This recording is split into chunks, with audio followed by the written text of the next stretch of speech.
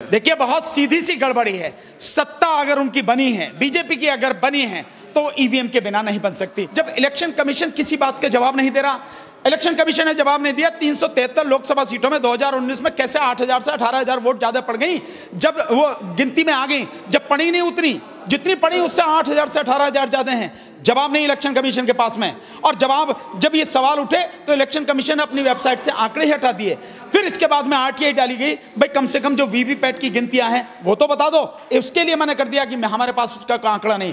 तो election commission अपने बेईमानी को अपने आप साबित कर रहा है। दिखाई कि बटन दबाने का मतलब ये नहीं कि आपने वोट दे दिया, और बटन दबाने का मतलब ये नहीं कि आपने जिस पार्टी को, जिस कैंडिडेट को वोट डाला है वो आपको उसी को गया है। बटन दबाने से आपके मताधिकार का प्रयोग नहीं होता। वोट मताधिकार का प्रयोग तभी होता है कि जब आपको यह सुनिश्चित हो कि आपने जिस पार्टी को, जिस व्यक्ति को वोट डाला है, आपका वोट उसी को गया है।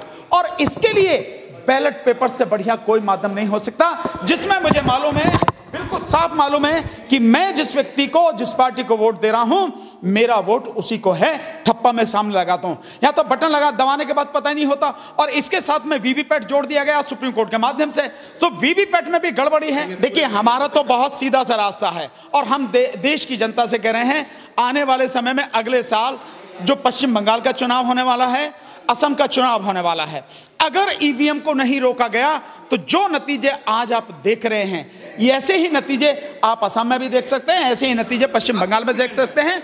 निश्चित रूप से बिल्कुल मैं कॉन्फिडेंट हूं कि अगर नहीं रोका गया तो नतीजे वहां भी इसी तरह के होंगे। फिर से आप लोग जो है मैदान में आ गए हैं। आप लोगों ने प्रेस कॉन्फ्रेंस की गंभीर आरोप लगाए। क्या सबूत आपके पास है कि ईवीएम में गड़बड़ हुई है और ये जो है सब कुछ मैनिपुलेटेड हुआ है? देखिए सबूत बहुत साफ है। हाँ। आप सबके सामने देख रहे हैं 119 सीटें जो है एक बार घोषित कर दी गई। हाँ। और उसके बाद में जब दोबारा काउंटिंग हुई है तो उस दोबारा काउंटिंग में आपने देखा कि जो है उसकी सीटें कम हो गई, उनकी सीटें बढ़ गई। कैसे हो गया ये सारा सब कुछ? इवन इसके अलावा जो मनोज झा हैं, मनोज झा जो है वो आरोप लगा रहे हैं, और मनोज झा इलेक्शन कमीशन जाने की बात करें, तो ये सारी की सारी चीजें हैं। और दूसरी एक बात है, आप इस चीज को समझिए, इस बात को जानिए आप कि जनता की भावनाएं क्या हैं। वहां जन भावनाओं का अगर आप उबाल देखें तो वो इस बात की तरफ इशारा करता था कि इस बिहार चुनाव में तेजस्वी यादव द्वारा जो गठबंधन है, आरजेडी महागठबंधन जो है, उस गठबंधन को जबरदस्त जीत मिलने वाली है। और जो एग्जिट पोल वगैरह के भी जो नतीजे अगर देखे जाएं, वो भी इसी बात की तरफ इशारा कर रहे थे। खुद मैं, हमसे गलती हो गई। देखिए मीडिया, देखिए वो मीडिया है गोदी मीडिया। वो मीडिया है मैनेज किया हुआ मीडिया है। वो जो उसको फीड किया जाता है, जिस तरह से उसे कहने को किया जाता है, वो वैसे ही कहता है, वैसे ही करता है। अगर मीडिया इस देश का निष्पक्ष हो जाता, ये गोदी मीडिया न होके इस देश का मीडिया होता स्वतंत्र मीडिया होता, निष्पक्ष मीडिया होता, तो तस्वीर कुछ अलग होती। लेकिन ऐसा है नहीं, और मीडिया मोदी जी की गोदी में जाके बैठ चुका है। इसलिए जो उसको कहा जाता है वो वैसे करता है, और उसका कोई काम नहीं है। जमीन पे अगर आप देखें, मैं जमीन पे रहा हूं, आपने भी पूरा बिहार चुनाव कवर किया है, आप भी इस बात से सहमत होंगे कि जिस तरह की वहां पर पूरी सिचुएशन थी और लोगों का जो जनसैलाब था, जो वहां के ज्वलंत मुद्दे थे, बेरोजगारी का मुद्दा, भूखमरी का मुद्दा, प्रवासी मजदूरों के दुखों का मुद्दा, उनके पैर के छाले अभी सूखे भी नहीं हैं, उनके घाव अभी भरे भी नहीं हैं, और वो बीजेपी को वोट दे देंगे, जो बीजेपी के कारण ही उनके ये सारे के सारे दुख हैं। वहां के किसानों का मुद्दा हो, वहां के मजदूरों का मुद्दा हो, वहां की शिक्षा की हालत जितनी बुरी है वो मुद्दा हो, वहां की अंदर की जो सड़कें हैं, आप कह सकते हैं कि नेशनल हाईवे थोड़े बहुत कुछ ठीक हो सकते हैं, वो भी टूटे पड़े हैं। और आपने एक न्यूज़ चैनल ने बाकायदा दिखाया था कि जहां पटना पहुंचने में मात्र 5 घंटे की बात कही जा रही, वहां पटना पहुंचने में उसको 10 घंटे लग गए। ये जो सारी चीजें हैं, तो ये सब नारे, ये सब बेकार की चीजें थी। हकीकत ये है कि जनता वहां की, बिहार की बुरी तरह से बीजेपी से और नीतीश कुमार से बहुत दुखी थी, उनके विरोध में थी। और जो आरजेडी का गठबंधन था, महागठबंधन, उसके साथ में थी, तेजस्वी यादव के साथ में थी, और वो किराए की भीड़ नहीं थी। किस तरह की और कितनी गड़बड़ी आपको लग रही है? देखिए बहुत सीधी सी गड़बड़ी है। सत्ता अगर उनकी बनी है, बीजेपी की अगर बनी है, तो ईवीएम के बिना नहीं बन सकती। मेरा एक बहुत सीधा सा सवाल है, अगर बीजेपी इतनी ही कॉन्फिडेंट है और लोग कह रहे हैं या गोदी मीडिया कह रहा है कि वाकई में बीजेपी जीत की स्थिति में है, और बीजेपी के जो राष्ट्रीय जो मुद्दे हैं जो प्रधानमंत्री ने उठाए वो उन्होंने काम किया है, चाहे वो आपका जो मुद्दा पुलवामा वाला भी जो मुद्दा पहले फेज के बाद में दोबारा उठा के लेके आए हैं, चाहे वो राम मंदिर का मुद्दा हो, चाहे विकास का मुद्दा हो, ये कोई भी मुद्दा वहां पे किसी काम का नहीं है। लोगों ने कहा हमें मंदिर नहीं, हमें रोजगार चाहिए, और रोजगार की बात तेजस्वी यादव ने की, और तेजस्वी यादव ने सीधे कहा कि 10 लाख रोजगार देंगे, और लगभग 4.5 लाख जो सरकारी नौकरियां खाली पड़ी हैं उनको देंगे, बाकी जो है हम उनका इंतजाम करेंगे, 10 लाख हम रोजगार देंगे। तो जो मुद्दा वहां हावी था, जिसकी वजह से जाति धर्म संप्रदाय के बंधनों को तोड़ के युवाओं ने विशेषकर तेजस्वी यादव के साथ में खड़े होकर ताकत दिखाई, वो ताकत चुनाव में जो रिजल्ट आया है उसमें कहीं दिखाई नहीं दे रही। तो साफ है कि ये बेईमानी हुई है, और बेईमानी ईवीएम के अलावा कहीं नहीं हो सकती। ईवीएम से बेईमानी रास्ता दिखाई दे रहा है, और आप लोगों का क्या प्रारूप होगा, किस तरह से आप लोग अब आगे बढ़ेंगे? देखिए, हमारा तो बहुत सीधा सा रास्ता है, और हम देश की जनता से कह रहे हैं, आने वाले समय में अगले साल जो पश्चिम बंगाल का चुनाव होने वाला है, असम का चुनाव होने वाला है, अगर ईवीएम को नहीं रोका गया तो जो नतीजे आज आप देख रहे हैं, ये ऐसे ही नतीजे आप असम में भी देख सकते हैं, ऐसे ही नतीजे पश्चिम बंगाल में देख सकते हैं। निश्चित रूप से बिल्कुल मैं कॉन्फिडेंट हूं कि अगर नहीं रोका गया तो नतीजे वहां भी इसी तरह के होंगे।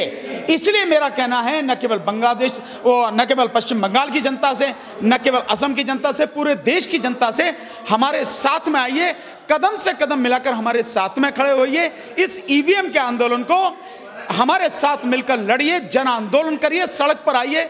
मैं बहुत विश्वास के साथ कह सकता हूं, जिस दिन इस देश में ईवीएम खत्म हो गई, आप मान लीजिए कि बीजेपी पूरी तरह से खत्म हो जाएगी, और बीजेपी खत्म हो जाएगी तो इस देश के दुखों का भी अंत हो जाएगा। बिल्कुल आंदोलन करेंगे। पूरी प्रेस कॉन्फ्रेंस की है, तो आगे आपका क्या प्रारूप होगा? क्या सड़कों पर उतरेंगे, आंदोलन करेंगे, ज्ञापन सौंपेंगे राष्ट्रपति के पास? देखिए, बिल्कुल हम आंदोलन करेंगे, और इस आंदोलन की शुरुआत हम 26 नवंबर 2020 को, यानी इसी 26 नवंबर को, अब से जो है 15 दिन बाद, हम दिल्ली के जंतर मंतर पर 2 बजे से 5 बजे के बीच में हम इसको आंदोलन को शुरुआत करने जा रहे हैं। और इसके बाद में हम जगह जगह हर प्रदेश में जाके लोगों को इकट्ठा करेंगे, लोगों को जगाएंगे, लोगों को समझाएंगे इस ईवीएम की जो खामियां हैं, या ईवीएम की वजह से देश का जो बेड़ा गर्क हो रहा है और बीजेपी जो जीत रही है, इसको लोगों को बताएंगे, और लोगों से अपील करेंगे कि हमारा साथ दें, इस जन आंदोलन में साथ दें। हम बार बार कह रहे हैं, और मैं लगातार आपको यह बात कह रहा हूं, पूरे विश्वास के साथ आप कहता हूं, मेरा साथ दीजिए। ईवीएम से मुक्ति मैं दिलाऊंगा आपको, इस देश में बीजेपी से मुक्ति मैं दिलाऊंगा आपको, इस देश में बेरोजगारी की जो हालत है हम उसे खत्म करेंगे, इस देश में जो शिक्षा की स्थिति बहुत बदतर है हम उसको सुधारेंगे, और जो क्वालिटी एजुकेशन है, जो सबसे बढ़िया शिक्षा है देश के पिछड़े से पिछड़े गांव में भी, वो शिक्षा हम देश की राजधानी में भी और पिछड़े से पिछड़े गांव में समान शिक्षा करके वो हम शिक्षा पहुंचाएंगे। महिलाओं की सुरक्षा हम करेंगे, हम बताएंगे कि किस तरह से होता है और उसको इंप्लीमेंट करेंगे। पुलिस व्यवस्था में सुधार हम करेंगे। महिलाओं की जो भी और बाकी जो सारी स्थिति हैं, जिस तरह से किसानों की स्थिति है, किसानों के खिलाफ जो कानून है हम उसको खत्म करेंगे। मजदूरों के लिए जो बेड़ा गर्क कर दिया, श्रम कानून को खत्म कर दिया, हम मजदूरों के कानूनों को फिर से बहाल करेंगे, और उनकी भलाई के लिए और भी जो बेहतर कानून हो सकते हैं हम उसे लागू करेंगे। साथ दीजिए। देखिए, ईवीएम को हटाना आसान नहीं है, मैं मानता हूं, क्योंकि जो सरकार ईवीएम के माध्यम से जीतकर आई है वो ईवीएम को इतनी आसानी से हटने कैसे देगी। लेकिन जब सारे रास्ते बंद हो जाएं, सारे सरकारी जो डिपार्टमेंट हैं, ये सारी सरकारी संस्थाएं, संवैधानिक संस्थाएं जब बिल्कुल गुलाम की तरह काम करने लगे, कोर्ट से भी जब लोगों को न्याय न मिलता हो, तब एक ही रास्ता रह जाता है, वो है जन आंदोलन का, क्योंकि जनता ही सर्वोपरि है। जन आंदोलन में, या आप कहें कि जनतंत्र में या लोकतंत्र में, जनता ही सर्वोपरि है। जनता अगर ठान लेगी और दृढ़ निश्चय करके सड़क पर निकल आएगी, निश्चित रूप से सरकार को झुकना पड़ेगा। और जो जन प्रतिनिधित्व कानून 1961 है, जिसमें कांग्रेस ने संशोधन करके ईवीएम ऐड करी, यही कानून इसमें संशोधन करके ईवीएम को हटा के बैलेट पेपर इसमें ऐड होगा। लेकिन तभी होगा जब जनता सड़कों पर निकलेगी, पूरे देश से निकलेगी, केवल एक प्रदेश से नहीं। इसके बाद राष्ट्रीय जनता दल ने भी जो है ट्वीट किया कि अब जो है सत्ता परिवर्तन के लिए, सत्ता को पलटने के लिए जन आंदोलन ही एक रास्ता है।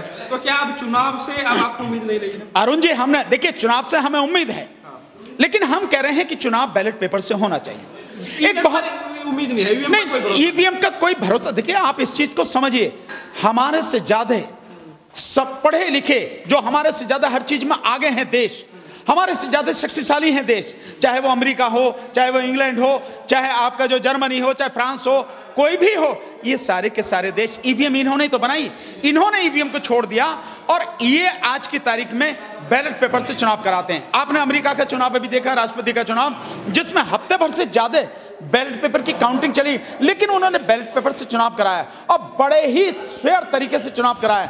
इस देश में क्यों नहीं हो सकता? जिस देश में इतने पढ़े लिखे लोग हैं वहां ईवीएम से चुनाव नहीं हो रहा, और हमारे देश में जहां आधी से अधिक आबादी अनपढ़ है और जो पढ़े लिखे लोग हैं वो भी ईवीएम को नहीं समझते कि उसका सिस्टम कैसे काम करता है। और खुद बीजेपी की तरफ से जब 2009 में पिटीशन डाला गया सुप्रीम कोर्ट में, जिस पर 2013 में सुप्रीम कोर्ट का फैसला आया 8 अक्टूबर को, उस पिटीशन में कहा गया कि बटन दबाने का मतलब ये नहीं कि आपने वोट दे दिया, और बटन दबाने का मतलब ये नहीं कि आपने जिस पार्टी को, जिस कैंडिडेट को वोट डाला है वो आपको उसी को गया है। बटन दबाने से आपके मताधिकार का प्रयोग नहीं होता। वोट मताधिकार का प्रयोग तभी होता है कि जब आपको यह सुनिश्चित हो कि आपने जिस पार्टी को, जिस व्यक्ति को वोट डाला है, आपका वोट उसी को गया है। और इसके लिए बैलेट पेपर से बढ़िया कोई माध्यम नहीं हो सकता, जिसमें मुझे मालूम है, बिल्कुल साफ मालूम है कि मैं जिस व्यक्ति को, जिस पार्टी को वोट दे रहा हूं, मेरा वोट उसी को है, ठप्पा मैं सामने लगाता हूं। या तो बटन लगा दबाने के बाद पता ही नहीं होता, और इसके साथ में वीवीपैट जोड़ दिया गया सुप्रीम कोर्ट के माध्यम से, तो वीवीपैट में भी गड़बड़ी है। आपने देखा होगा, आप इसमें रहे हैं, आप सारे के सारे पत्रकार साथी, हमने बार बार डेमोन्स्ट्रेशन करके दिखाया, वीवीपैट का भी डेमोन्स्ट्रेशन हमने करके दिखाया जंतर मंतर पर, ईवीएम का भी करके दिखाया, और एक व्यक्ति के माध्यम से नहीं, तीन लोगों के माध्यम से। बीजेपी के लोग कहते हैं कोई भी लोग खिलौना लेकर आ जाते हैं और देश की जो कानून, जो अगर बीजेपी इलेक्शन कमीशन है उसको बदनाम करने की, इलेक्शन कमीशन बदनाम है ऑलरेडी, बदनाम करने की जरूरत नहीं है। इलेक्शन कमीशन कब बदनाम नहीं था? जिस समय टीएन शेषन साहब थे और उनके बाद में जो 3-4 इलेक्शन कमीशन रहे, बदनाम नहीं था। इलेक्शन कमीशन ने दिखाया, इलेक्शन कमीशन ने उस समय दिखाया था कि फ्री एंड फेयर इलेक्शन इस देश में हो सकता है, गुंडागर्दी कितनी भी हो फिर भी इलेक्शन साफ सुथरा हो सकता है, सबने देखा। लेकिन आज जब इलेक्शन कमीशन किसी बात का जवाब नहीं दे रहा, इलेक्शन कमीशन ने जवाब नहीं दिया, 373 लोकसभा सीटों में 2019 में कैसे 8,000 से 18,000 वोट ज्यादा पड़ गई, जब वो गिनती में आ गई, जब पड़ी नहीं उतनी, जितनी पड़ी उससे 8,000 से 18,000 ज्यादा हैं। जवाब नहीं इलेक्शन कमीशन के पास में, और जब ये सवाल उठे तो इलेक्शन कमीशन ने अपनी वेबसाइट से आंकड़े ही हटा दिए। फिर इसके बाद में आरटीआई डाली गई, भाई कम से कम जो वीवीपैट की गिनतियां हैं वो तो बता दो, उसके लिए मैंने कर दिया कि हमारे पास उसका आंकड़ा नहीं। तो इलेक्शन कमीशन अपने बेईमानी को अपने आप साबित कर रहा है, दिखाई